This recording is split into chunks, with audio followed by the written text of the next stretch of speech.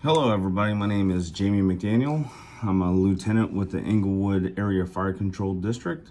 I have 16 years in as a firefighter. I was born and raised in Sarasota. Some of my past experiences, I was in the military, combat arms infantry with the Army for 8 years from 1997 to 2005. I'm an instructor with the Inglewood Area Fire Control District. I have a bachelor's in fire science. I have a graduate degree in social services, and I'm currently working on my doctorates in community care and counseling with a cognitive PTSD, best known as post-traumatic stress disorder. I would like to first say I hope everybody's doing well after the hurricane. It's been a crazy couple of weeks for us in Inglewood, and everybody south, my prayers go out to you, and hope you all are being safe. I am talking about Stop the Bleed. Great program, and this is one of those things where people off the street can learn and help us make our job a lot easier by controlling the bleeding before we even get there. I have a couple press releases that I'm sure have to be uploaded. I haven't made it that far into the program, but I'm sure they'll be uploaded, and I have a media release as well. So first of all, I would like to thank everyone that is attending this course for making an appearance today. After Hurricane Ian, there may be better places that you would much rather be at, but you are here with me today learning about Stop the Bleed program. It is my pleasure to be passing on an important life-saving skill such as this program, Stop the Bleed. So what is Stop the Bleed? Stop the Bleed was launched in 2017. Since 2017, 1.3 million people have been taught in life-saving measures. 70,000 instructors have been trained, and there has been 76,000 courses taught. And this information was found on stopthebleed.org. So what is the goal for Stop the Bleed? StopTheBleed.org has noted that the goal of this program is to train every American in basic bleeding control techniques and to work tirelessly toward placing bleeding control kits in every public venue, including schools, community centers, places of worship, and stadiums. When we look at the places that this program is looking to add the Stop the Bleed program, why do we feel like it is important to train individuals like yourself?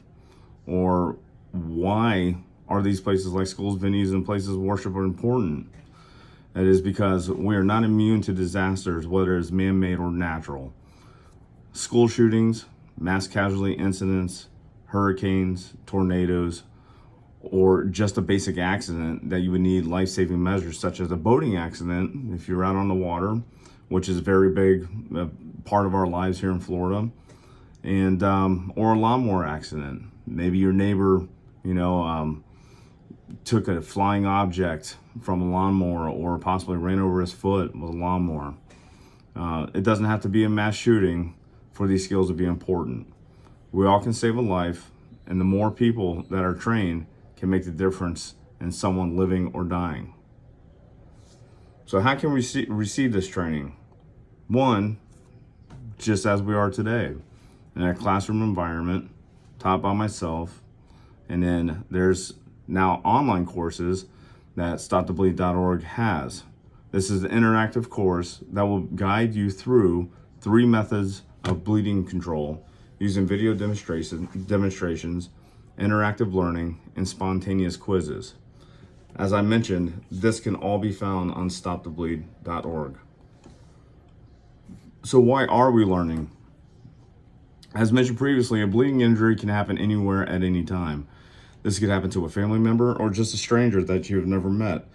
But quick reactions after this training can mean the life or death for someone.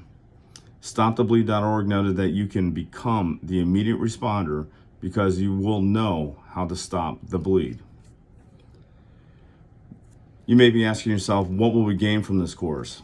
Simply said, you will learn how to stop the bleed, which can ultimately save the life for someone.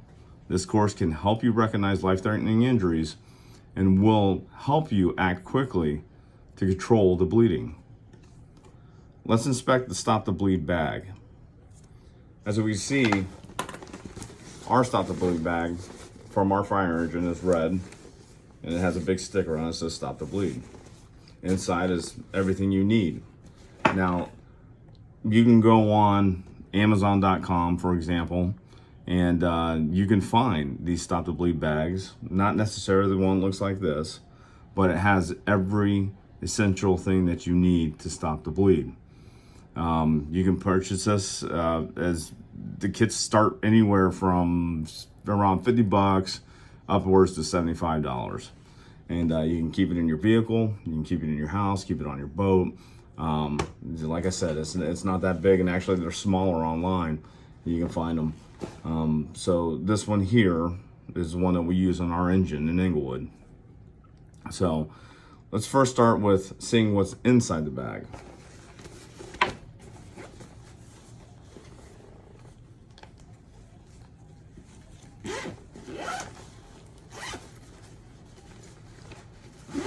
First thing I'm going to pull out, some latex gloves. These are mediums. All right, there's also large in here as well. All right, it is important that you figure out what size works best for you, because the worst thing in the world is to have gloves that are too small or too big when you're trying to conduct this Stop the Bleed. Once again, too, with these gloves, if you're keeping it in a car or a boat and if it's hot, you know, sometimes they have a chance of drying out. So what else do we have? We have instructions, all right? Instructions that you'll learn in this class, and someone will look at, you know, during this class. But this one here is pretty beat up, but it has instructions 1 through 5. Everything that you'll learn, and in case you forget, instructions. It's almost dummy proof in a way, as we would say in the military. We also have trauma shears.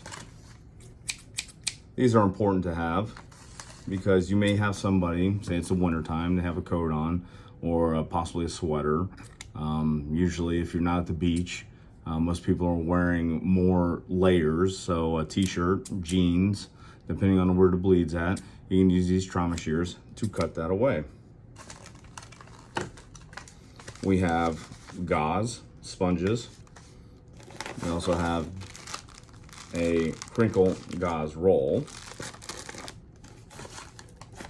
We have Quick Clot, which is military version of stopping a bleed, and it's packaging. So it's combat gauze, and it has instructions on the back. We also have modular bandage, which also has instructions on it.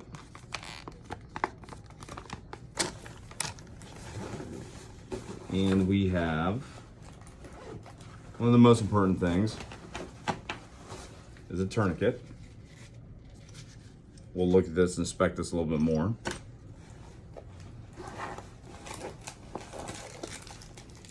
And we have wrapping.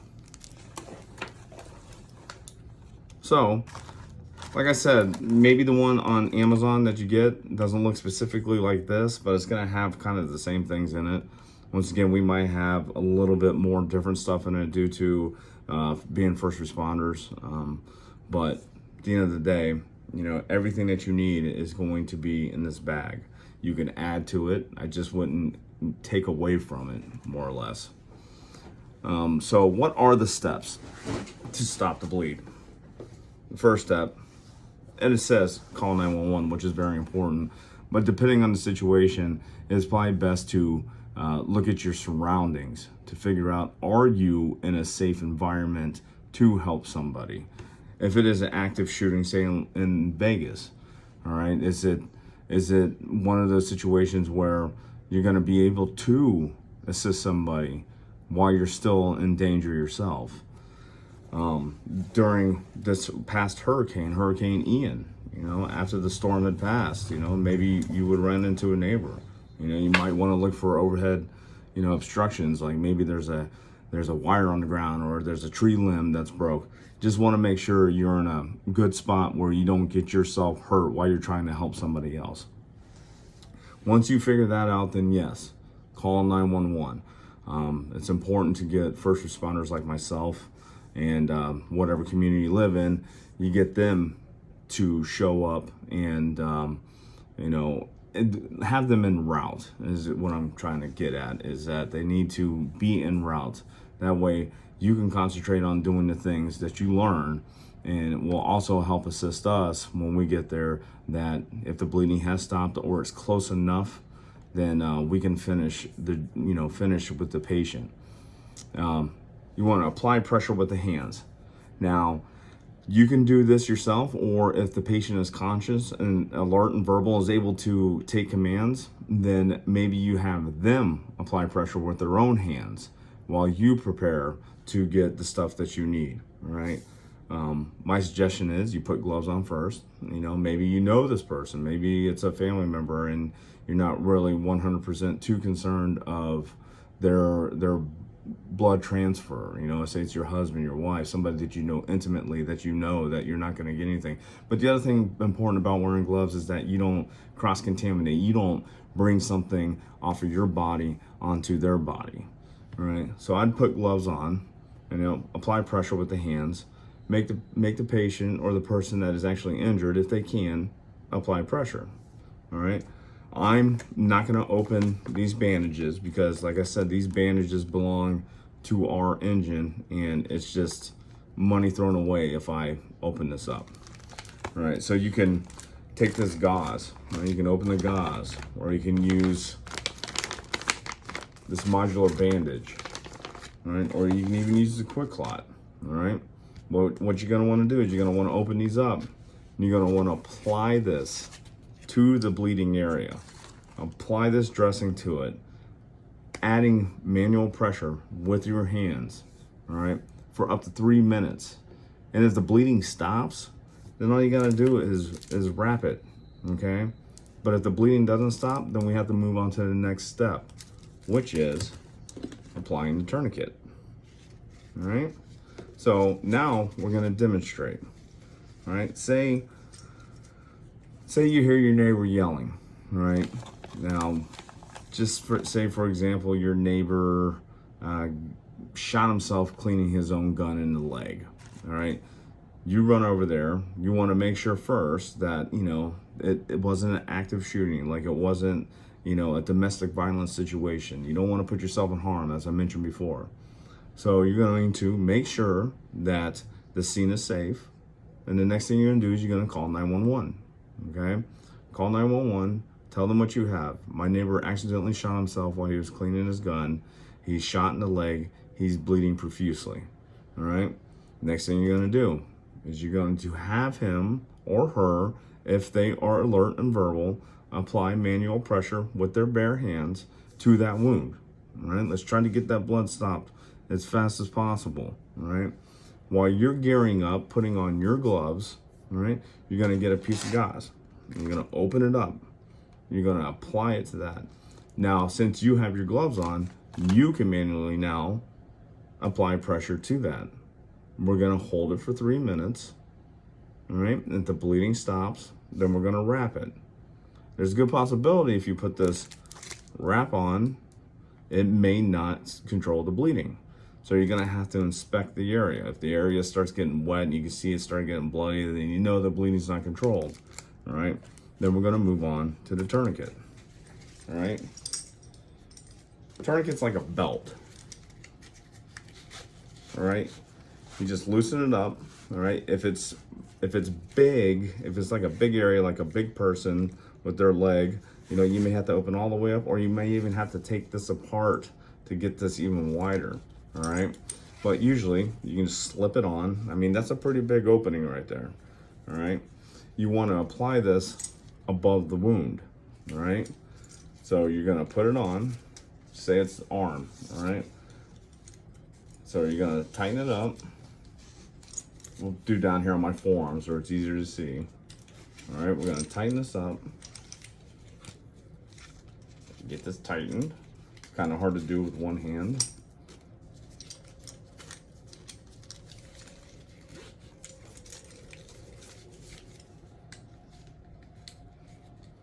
right? Once it's tight,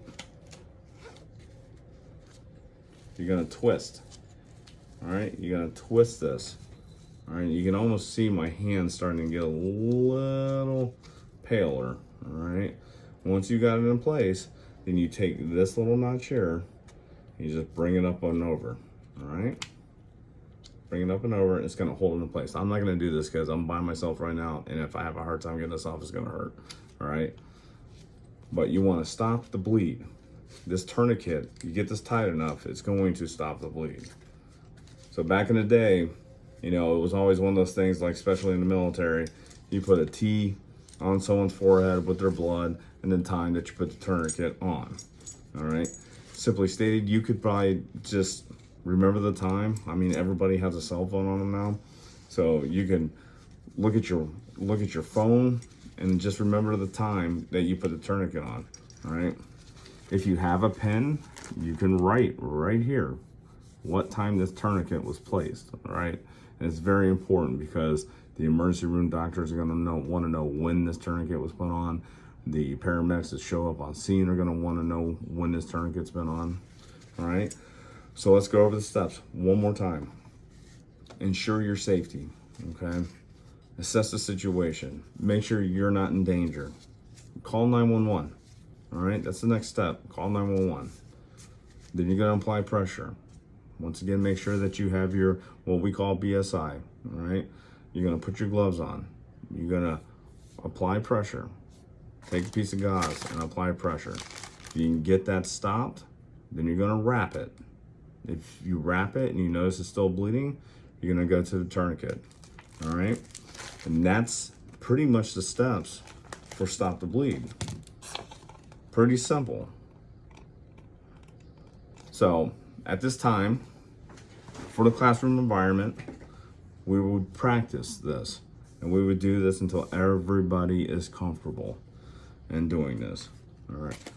So another important thing with Stop the Bleed program, as I mentioned before, is that, I mean, there's more than enough instructions that come with these. And if you ever forget, they're simply said on here. Apply the pressure, all right? Apply the dressing. Last thing, put on the tourniquet. It even has instructions how to do this, how to wrap it, how to wind it, secure it, and place the time. One of the most simplest things to do, and at the end of the day, you know, you will end up saving someone's life for this small amount of time of taking this Stop the Bleed class. All right. So I would ask this class that I was giving this to if there was any questions at this time, all right? And answer the questions as best as you can. You know, if you're a trainer and instructor in this, you should be well prepared in answering, you know, the basic questions that come with this. Of course, we're not going to know everything, and the worst thing in the world is to lie or to fake your way through something. All right, remember that stopthebleed.org can answer most of these questions. Most questions, I mean, if you go on stopthebleed.org, there's probably 20 to 30 questions, the most frequently asked questions that you may think of is on there and answered for you already.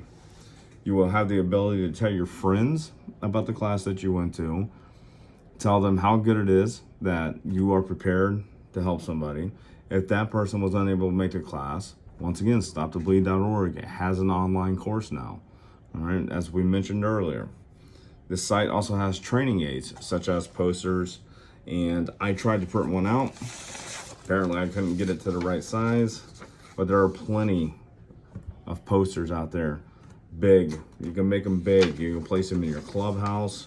You can place them at your recreation center. You can place them at the pool. You can even place it in your garage, wherever you keep your bag, whatever. You can just shove it in your bag. You have all this.